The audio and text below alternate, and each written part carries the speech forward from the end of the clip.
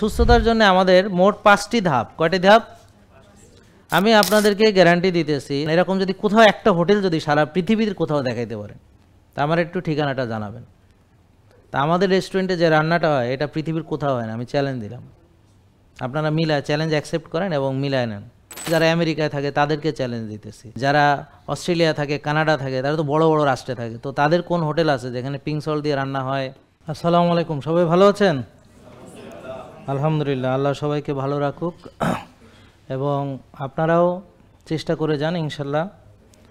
যেহেতু আমরা জানি যে আমাদের মহান সৃষ্টিকর্তা রাব্বুল আলামিন তিনি রহমানুর রাহিম, পরম করুণাময় এবং দয়ালু, এবং আমরা শুকরিয়া আদায় করে শেষ করতে পারবো না এই যে তিনি আমাদেরকে পৃথিবীতে পাঠিয়েছেন এবং আমাদেরকে সকল উপকরণ দিয়ে পাঠিয়েছেন।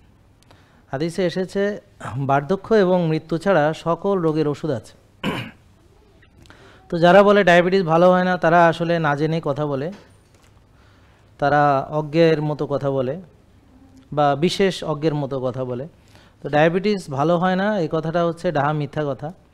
ডায়াবেটিস অবশ্যই ভালো হয়, কারণ ডায়াবেটিস টাইপ 2 আমরা যেটা নিয়ে কথা বলছি, এটা আসলে মূলত আমাদের জীবন আচরণের কিছু ভুল ত্রুটির ফলে অতিরিক্ত খাদ্য গ্রহণ, বেশি খাওয়া, বারবার খাওয়া, প্রসেসড আল্ট্রা প্রসেসড ফুড খাওয়া, সেগুলো ব্যবহার না করা বা বার্ন না করা, কায়িক শ্রম না করা, তো এইভাবে ধীরে ধীরে কোষে ওভারলোড হয় এবং পরবর্তীতে রক্তের চিনি কোষে ঢুকতে বাধা পায়। তো রক্তের চিনি যদি কোষে ঢুকতে না পারে তাহলে রক্তের চিনি ধীরে ধীরে একসময় বেড়ে বেড়ে পরে ডায়াবেটিস হয়। তো এখন ডায়াবেটিসটা হচ্ছে আমাদের নিজস্ব তৈরি। তা আমরা চাইলে ডায়াবেটিস বানাতে পারি, চাইলে ডায়াবেটিস নাও বানাতে পারি। আমরা চাইলে ওজন বাড়াতে পারি, চাইলে ওজন কমিয়েও রাখতে পারি। আমরা চাইলে ভুঁড়ি বড় করতে পারি বা চাইলে সেটাকে আমরা সীমার ভিতরে রাখতে পারি। এই বাচ্চাটা বাইরে নিয়ে যান, শব্দ করা যাবে না সামনে বসে। তাহলে বুঝতে পারছেন? এখন আপনাদের মোবাইলগুলো নিশ্চয়ই বন্ধ আছে। আশা করি যে পুরো সেশনে আপনারা কোনো মোবাইল বাজাবেন না, শব্দ করবেন না কোনো ধরনের। তাহলে আমরা সেশনটা সুন্দরভাবে পরিচালনা করা সম্ভব হবে, না হলে সম্ভব হবে না। তাহলে আপনারা যেটা করবেন সেটা মনোযোগ দিয়ে শুনবেন এবং এখনও দেখেন কারো মোবাইল ব্যাগে বা অন্য কোথাও রয়ে গেছে বা আপনি ভুলে গেছেন এটাকে সাইলেন্ট করতে বা বন্ধ করতে ভুলে গেছেন। আর যাদের জরুরি কথা তারা এই রুমের বাইরে চলে যাবেন, যখনই ধরেন ভাইব্রেশন হবে রুমের বাইরে চলে যাবেন, গিয়ে ওখানে কথা বলবেন। মনে থাকবে কথাটা ইনশাল্লাহ? তাহলে এর বাইরে যারা যাবে তাদেরকে আমি যা খুশি বলতে পারবো, এই অনুমতি দিচ্ছেন? আচ্ছা ঠিক আছে, যাক অনুমতি পাওয়া গেল। মানে যদি এটা না মানে তাহলে আমি যা খুশি বলবো, ঠিক আছে? এটা তাকে মেনে নিতে হবে, কারণ সে অপরাধ করেছে, তাই না? তো মারধর হবে না অবশ্য। তা এখন আমরা নিজের প্রতি জুলুম করেছি কিনা বলেন? তা এখন এই যে আল্লাহ তাআলা আমাদেরকে জ্ঞান দিয়েছেন আল্লাহ তাআলা, সেই জ্ঞানের ব্যবহার যদি আমরা করি তাহলে এই রোগগুলো, অর্থাৎ যে রোগগুলো আমাদের জীবন আচরণের ফলে বা লাইফস্টাইল ডিজিজ, সেগুলো হবে না। তা আমাদের সম্পর্কে যারা নেতিবাচক কথা বলে তারা নিতান্তই মিথ্যা কথা বলে, কারণ আমরা সবসময় পজিটিভ কাজ করার চেষ্টা করি। যেমন আমাদের এই পর্যন্ত বেশ অনেক লক্ষ রুগীকে আমরা বিনামূল্যে সার্ভিস দিয়েছি এবং তার ভিতর বহু লক্ষ লক্ষ রুগী আছে যারা এখন ওষুধ মুক্ত হয়েছে। তো এই কাজ তো কেউ করেনি, করেছে বাংলাদেশে আর কোনো ডাক্তার? তো তাইলে এখন আমাদের পক্ষে কথা বলা উচিত ছিল সবার, যে এরা মানুষের সেবা করে। কিন্তু দেখেন অনেকেই ওই একদিন একটা ফ্রি ক্যাম্প করে বিশাল একটা ঢাকঢোল পিটায়, কিন্তু আমাদের এখানে প্রতিদিনই আমরা শয়ে শয়ে রুগীকে বিনামূল্যে এখানে সার্ভিস দিচ্ছি, সেটা কোনো পিটাপিটি হয় না। ব্যাপারটা বুঝতে পারছেন? তো এখানে সুস্থতার জন্যে যা যা প্রয়োজন সেগুলো বিনামূল্যে পাবেন। ডাক্তার দেখানো, পুষ্টিবিদ দেখানো, পরামর্শ নেওয়া, জিমের পরামর্শ নেওয়া, এইটা। আর আপনার চিকিৎসার যে খরচ অর্থাৎ ওষুধ, আমাদের যারা ফলো করে তাদের ওষুধ আর লাগে না, ওষুধ বন্ধ হয়ে যাবে। চিকিৎসার যে খরচ, ডাক্তারের ভিজিট, সেটাও এখানে লাগে না। চিকিৎসার খরচ, অপারেশন, সেটাও এখানে নাই। তো চিকিৎসার কোনো উপকরণ এখানে নাই। আর খাবার তো আপনারা খান, সে একটা ভালো খাবার সংগ্রহ করবেন, সেটা পারলে এখান থেকে বা যেখান থেকে ইচ্ছা করেন, সেটা কোনো সমস্যা নেই। তাহলে এখানে আপনি চাইলে বিনামূল্যে সব সেবা নিতে পারেন। আর পরীক্ষাও অন্য কোথাও করালেও টেস্ট করলে টাকা দেওয়া লাগবে, এখানে একটু কম দেওয়া লাগে, ডিসকাউন্ট আছে। তারপর হচ্ছে এখানে সবচেয়ে ভালো আপনার রো সিটাচিস, সিমেন্স অ্যাটিলিকা সলিউশন, তো এগুলো সবচেয়ে best quality in the world, সবচেয়ে নাম্বার 1 যে মেশিনগুলো, সেগুলো দিয়ে আমরা কাজ করি এবং সেখানেও আমরা ডিসকাউন্ট করে দিয়েছি। তাহলে আর বাকি যে নিয়ম অর্থাৎ রোজা রাখা ফ্রি অফ কস্ট, টাকা লাগে না, কিন্তু ডাক্তার দেখালে ওষুধ খেতে অথবা ইনসুলিন নিতে, ইঞ্জেকশন নিতে টাকা লাগবে, বা অপারেশন করাতে টাকা লাগবে। তা আপনি ব্যায়াম করবেন, টাকা লাগবে না, কিন্তু ওখানে ব্যায়াম একটা ওষুধ, কিন্তু ডাক্তার দেখালে সেখানে ডাক্তারকে ভিজিট দিতে হবে, অনেক সময় রিপোর্ট দেখাতে আবার টাকা দিতে হয় ডাক্তারকে, রিপোর্ট দেখাতে আবার দেওয়া লাগে, রিপোর্ট করাইতে আবার ডাক্তারের ভিজিট, রিপোর্ট করানো এবং রিপোর্ট দেখানো, সবসময় টাকা পে করতে হয় অনেক ক্ষেত্রে। তো এখানে এরকম কিছু নাই। সুস্থতার জন্য আমাদের মোট 5টি ধাপ। কয়টি ধাপ? তার ভিতরে একটা হলো স্বাস্থ্যকর খাবার খাবো, তারপর হচ্ছে অটোফেজি, ফাস্টিং বা রোজা রাখবো বা উপবাস, আর একটা হলো নিয়ম মেনে ঘুমের অভ্যাস, মানে সঠিক সময় ঘুমাতে হবে, সঠিক নিয়মে ঘুমাতে হবে, আবার ঘুমেরও নিয়ম আছে, কখন ঘুমাবেন, অনেক কিছু। তারপর হচ্ছে নিয়মিত ব্যায়াম বা কায়িক শ্রম করতে হবে, তারপর হচ্ছে মানসিক প্রশান্তির চর্চা করতে হবে। এগুলো হলো 5টা মূল পয়েন্ট। কিন্তু একটা লোকের সুস্থ থাকার জন্যে তার শারীরিক, এখানে আছে শারীরিক, আর্থিক, বুদ্ধিবৃত্তিক, সামাজিক, মানসিক, পেশাগত এবং পরিবেশগত, এগুলো কন্ট্রিবিউটিং ফ্যাক্টর, যেগুলো আপনাকে রোগী বানায়।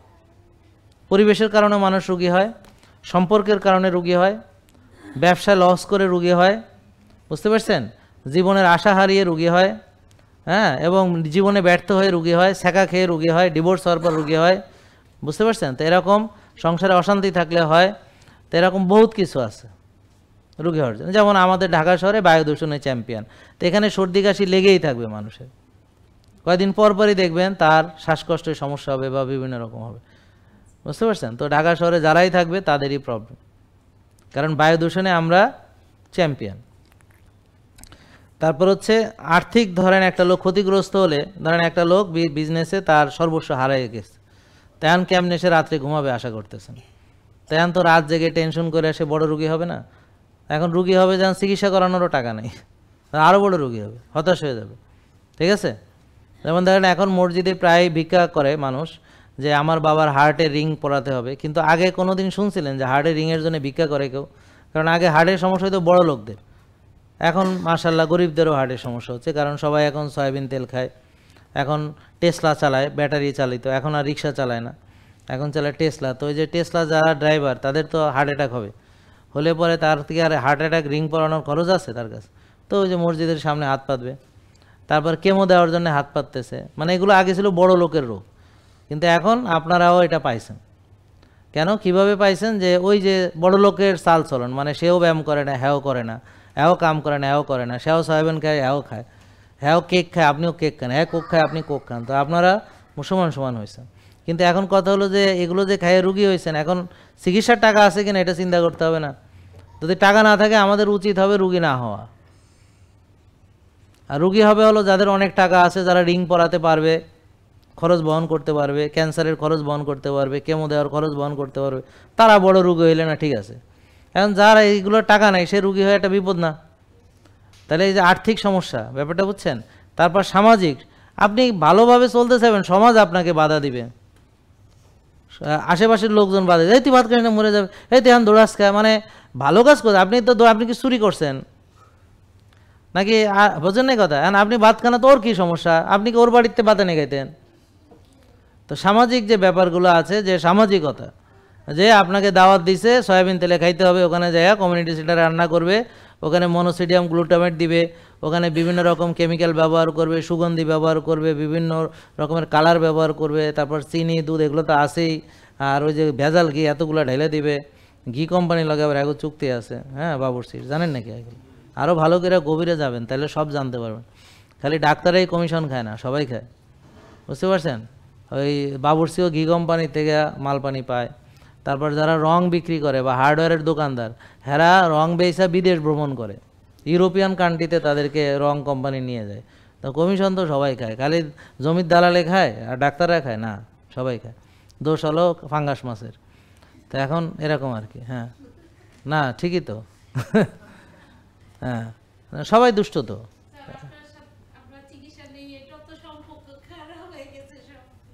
হ্যাঁ, এই জন্য তো বলা। হ্যাঁ জি, আপনার এখন যেমন ধরেন বোন আর একটা কথা বললো যে উনি যেহেতু আমাদের নিয়ম মানতে গেলে ওনার আত্মীয় সবার সাথে কারণ সব নষ্টদের সাথে তো ওনার মিলবে না, যারা নষ্ট খায়, নষ্ট চলাফেরা করে, যারা রুগী হওয়ার জীবনের একমাত্র লক্ষ্য নির্ধারণ করেছে, এখন তাদের মতের সাথে মিলতেছে না, তাদের বাড়ি যে খাইতে পারতেছে না, তাগরে জম্মের খাওয়ান খাওয়াইতে পারতেছে না, তারপরে 10-20 কেজি মিষ্টি নিয়ে যাইতেছে না, তা এগুলো মিলবে না তো। তাহলে সামাজিকতা, বুঝছেন, পরিবেশ, পরিস্থিতি, হ্যাঁ, আশেপাশ, এগুলো হচ্ছে মানুষকে সুস্থতার পথে বাধা।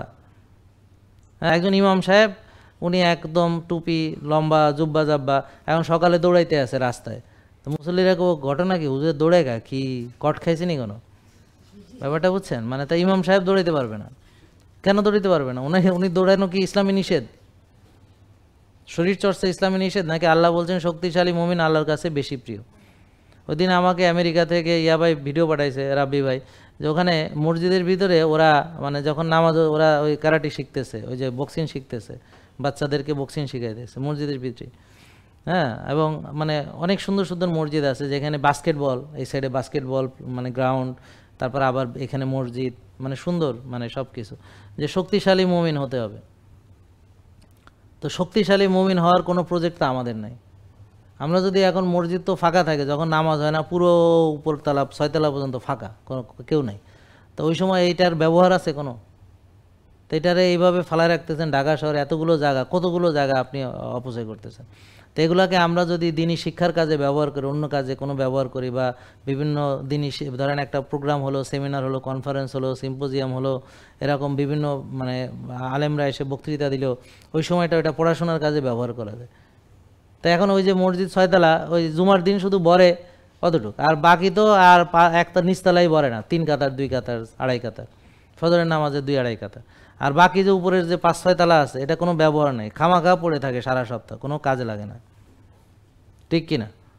তাহলে ঢাকা শহরে কি পরিমাণ, কত স্কোয়ার ফিট জায়গা এভাবে অপচয় হচ্ছে, অথচ এখানে কিন্তু মূল্যবান জায়গা। তো এগুলোকে কিন্তু আমরা ব্যবহার করতে পারি, যে মসজিদ ভিত্তিক, মসজিদ কেন্দ্রিক অনেক প্রোগ্রাম করা যায়, বুঝতে পারছেন? যে এরকম একটা কনফারেন্স হইতে পারে, মানে ওরকম পরিবেশ তৈরি করে দিতে হবে। যেমন আমি মালয়েশিয়াতে একটা মসজিদের কমপ্লেক্সের ভিতরে কনফারেন্স করছি, মানে আমার সেমিনারটা ছিল মসজিদের ভিতরে। তো এরকম আমাদের আরও চিন্তাভাবনা মনে হয় করতে হবে এই বিষয়গুলো। তো আমি একটা মসজিদে গেছিলাম, ওখানে এরকম সিস্টেম আছে। হ্যাঁ, তো ওখানে ওই দেখি যে ওখানে আমি যে মানে সেশন করলাম বাংলাদেশেই, হ্যাঁ, ওখানে সেশন করলাম, এবং ওখানে ওরাই বলতেছে যে এই যে মসজিদটা যে ফাঁকা থাকে, তো ওরা ওখানে পড়াশোনা, নামাজের সময় শুধু ইয়ে করে দেয়, আর অন্য সময় এখানে অন্য কাজ করে, বিভিন্ন প্রোগ্রাম করে, বুঝছেন?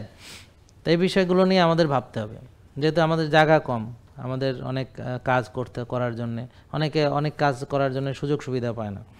তো যাই হোক, এগুলো আমাদের চিন্তা ভাবনা করতে হবে। আমাদের রেস্টুরেন্টে নিশ্চয়ই আমরা সাধারণ লবণ দিয়ে রান্না করলে হবে না, আমাদের রেস্টুরেন্টে রান্না করতে হবে অর্গানিক তেল দিয়ে, পিঙ্ক সল্ট দিয়ে, ব্যাপারটা বুঝছেন? এখানে নর্মাল সবজি হলে হবে না, প্রাকৃতিক সবজি লাগবে, তারপরে এখানে নর্মাল চাল না, এটা ব্ল্যাক রাইস লাগবে, অর্গানিক চাল লাগবে।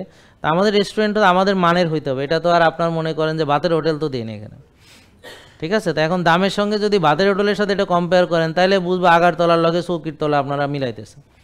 আমি আপনাদেরকে গ্যারান্টি দিতেছি, দেশের বাইরে কেউ থাকেন, এখানে কেউ আছেন যারা দেশের বাইরে? কোন দেশ ভাই আপনি? স্পেন। আপনি কোথায়? সৌদি। আর দেশের বাইরে গিয়েছেন কেউ কখনো? কে কোন দেশে গিয়েছেন আপনি? কোন দেশে? আমি লেবানন গিয়েছি, লেবানন। Singapore, Malaysia, Indonesia. ও, তাহলে তো অনেক দেশে গিয়েছেন, লেবানন, মালয়েশিয়া, সিঙ্গাপুর, ইন্দোনেশিয়া। আপনি কোন দেশে? কাতার গিয়েছেন, বস। আর এই কজন? ওকে, সৌদি আরব। তা আমি আপনাকে চ্যালেঞ্জ দিলাম যে আপনি যদি সৌদি বলেন, তুমি স্পেন, আর উনি যতগুলো কান্ট্রির নাম বললো, কোথাও যদি একটা হোটেল দেখাইতে পারেন আমাকে যেখানে পিঙ্ক সল্টে রান্না করা হয়, যেখানে certified organic, certified সেন্টিফিক্যাল extraction, cold press olive oil দিয়ে রান্না করা হয়, এক্সট্রা ভার্জিন, বা যেখানে এই ধরনের তেল ব্যবহার করা হয়, বা এই ধরনের ঘি ব্যবহার করা হয়, বা 100% খাঁটি জিনিস ছাড়া, মানে অর্থাৎ ধরেন দেশি মুরগি বা নদীর মাছ বা বিলের মাছ, হ্যাঁ, এরকম, তা এ ধরনের ছাড়া পাওয়া যায় না, এরকম যদি কোথাও একটা হোটেল যদি সারা পৃথিবীর কোথাও দেখাইতে পারেন, তা আমার একটু ঠিকানাটা জানাবেন।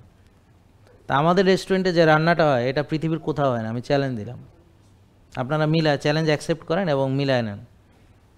তো আমি বলতেছি যারা আমেরিকায় থাকে তাদেরকে চ্যালেঞ্জ দিতেছি, যারা অস্ট্রেলিয়া থাকে, কানাডা থাকে, তারা তো বড় বড় রাষ্ট্রে থাকে, তো তাদের কোন হোটেল আছে যেখানে পিঙ্ক সল্ট দিয়ে রান্না হয়, তারপর সেখানে আবার এই যে সার্টিফাইড অর্গানিক কোকোনাট অয়েল বা সার্টিফাইড অর্গানিক এই যে জৈতুনের তেল বা গ্রিন যে আমরা অলিভ অয়েল যেটা বলি আর কি, হ্যাঁ জৈতুনের তেল, সবুজ এই যে এই তেলটা, হ্যাঁ এই যে অলিভ অয়েল, ঠিক আছে, জৈতুনের, হ্যাঁ।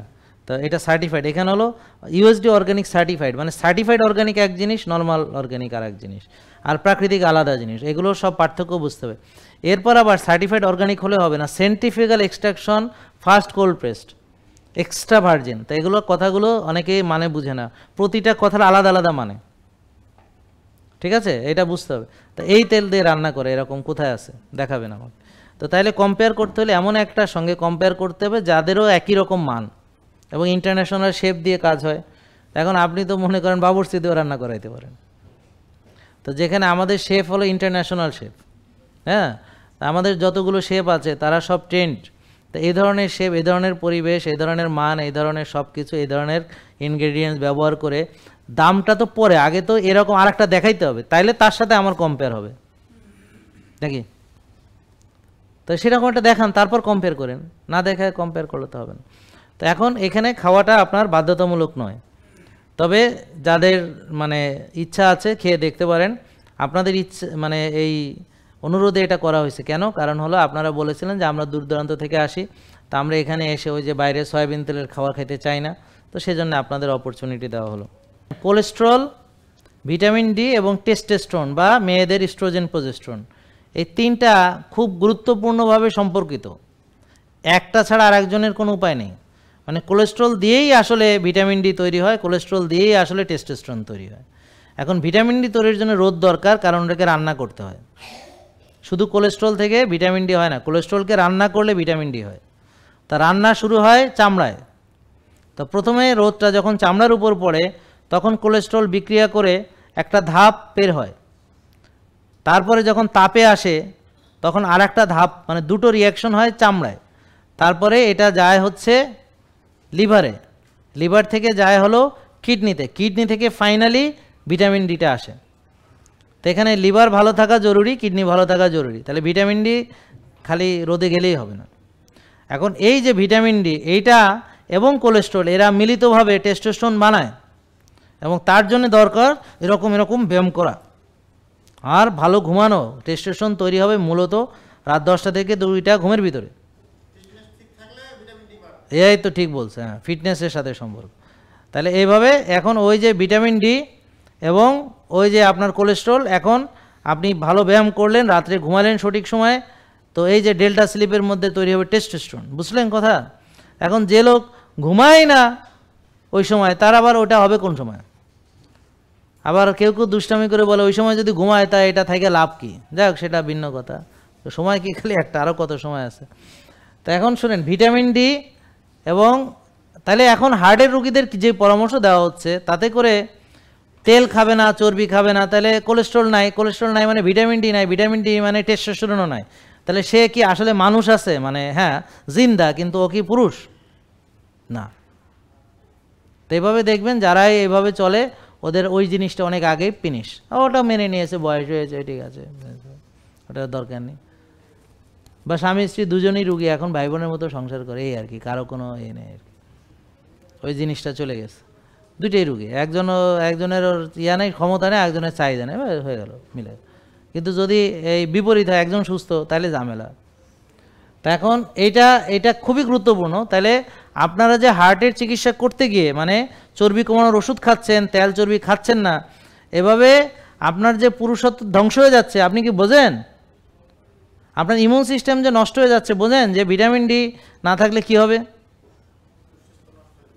এইভাবে ধ্বংস শেষ। তো এরকম কতভাবে যে ধ্বংস করা হচ্ছে, গ্যাসের ওষুধ দিয়ে কীভাবে ধ্বংস হচ্ছেন এটা বললে, তাহলে দেখেন ডায়াবেটিসের চিকিৎসা করতে যে ধ্বংস হচ্ছে কীভাবে, যে একটা রুগীর তার চিনি বেশি, তারে কোষ খালি না করিয়া ওষুধ দিয়া বা ইনসুলিন দিয়া রক্তের চিনি আরও কোষে ঢুকাইয়া কোষের শেষ, এবার চোখ নষ্ট, লিভার নষ্ট, কিডনি নষ্ট, সব শেষ একটা রুগীরে। তাহলে কি পরিমাণ ক্ষতি হচ্ছে। আবার হার্টের রুগীরে আবার ওই যে আপনার চর্বি কমাইতে যাইয়া তার সব শেষ। এভাবে যেই চিকিৎসার জন্য যাবেন আপনার কোনো না কোনো সর্বনাশ আপনার করিয়া তারপর আপনাকে দেবে। আর আপনি যদি মনে করেন যে ডাক্তার আপনার চিকিৎসা করবে, সারা জীবন ডাক্তার দেখাবেন, বিশ্বাস করেন এই যে রোগগুলোর কথা আমি আলোচনা করলাম এতক্ষণ, ডায়াবেটিস যা যা বললাম, এ রোগগুলো কোনোদিন ওষুধ দিয়ে ভালো হবে না ভাইয়া। এটা বুঝছেন তো নাকি? তাহলে এখন ডাক্তাররা আপনি বলতেছেন যে এই পরামর্শ কেন দেয় না? ভাই দিয়ে কি ওরা কি নিজের পায়ে কুড়াল মারবে? এত রমরমা গমগমা জিনিস খালি করে ফেলাবে? এত রুগী, এত প্রসার, এত টাকা পয়সা, এত ধন দৌলত রাখার জায়গা নেই? তো এগুলো তো সব, রুগী না থাকলে তো কিছুই নেই। জেকে লাইফস্টাইল, ওষুধ মুক্ত সুস্থ জীবন।